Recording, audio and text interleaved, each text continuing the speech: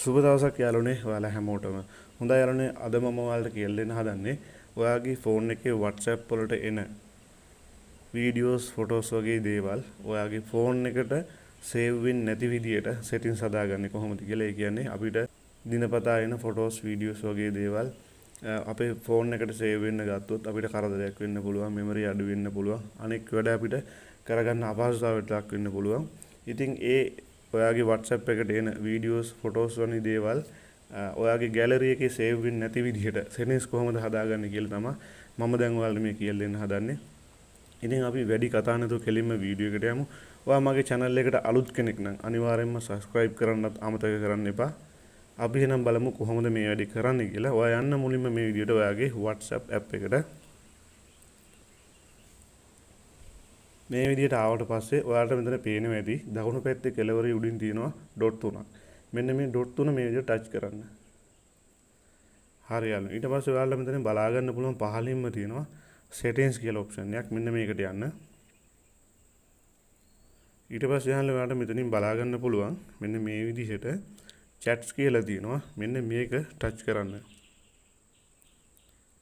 හරි යාළුවෝ. දැන් ඔයාලට මෙතනින් බලා ගන්න පුළුවන් මෙන්න මෙතන කොළපාට ස්විච් එකක් වගේ එකක් මෙතන පේන්න තියෙනවා. මෙතනින් තියෙනවා media visibility කියලා. ඉතින් මෙන්න මේ ටික් එක මෙන්න මේ විදිහට දාගන්න.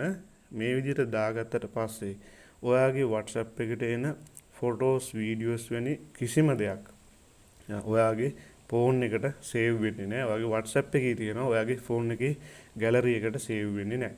ඉතින් අපිට කරදරයක් නැතුව WhatsApp භාවිතා කරන්න පුළුවන් පහසුම ක්‍රමය තමයි මේ videos photos save වෙන්නේ නැතුව ඔයාගේ WhatsApp එකේ තියෙනවා. WhatsApp එකෙන් අයින් වෙන්නේ නැහැ. නමුත් ඔයාගේ ෆෝන් එකේ gallery එකට එන්නේ නැතුව මෙන්න මේ විදිහට තියාගන්න ක්‍රමය තමයි මම අද මේ ඔයාලට කියලා දුන්නේ. ඒ වගේම තමයි ඔයාලට මොනවා හරි දෙයක් මේ WhatsApp එකේ තියෙන දෙයක් download කරගන්න අවශ්‍ය නම් ඔයා ඒ chat එකට ගිහිල්ලා එතන තියෙන වීඩියෝ එකක් හෝ ෆොටෝ එකක් නම් එතන ෆොටෝ එක ටච් කරලා ඊට උඩින් තියෙන ඉරි තුනක් මේ ඩොට් තුන තියෙනවා. ඒ ඩොට් තුන උඩ ටච් කරාට පස්සේ එතනින් save කියලා දෙනවා. ඒක save කියලා දුන්නාට පස්සේ තමයි ඔයාගේ gallery එකේ save වෙන්නේ. මම උදාහරණයක් විදිහට මෙන්න මෙහෙම පෙන්නන්නම්.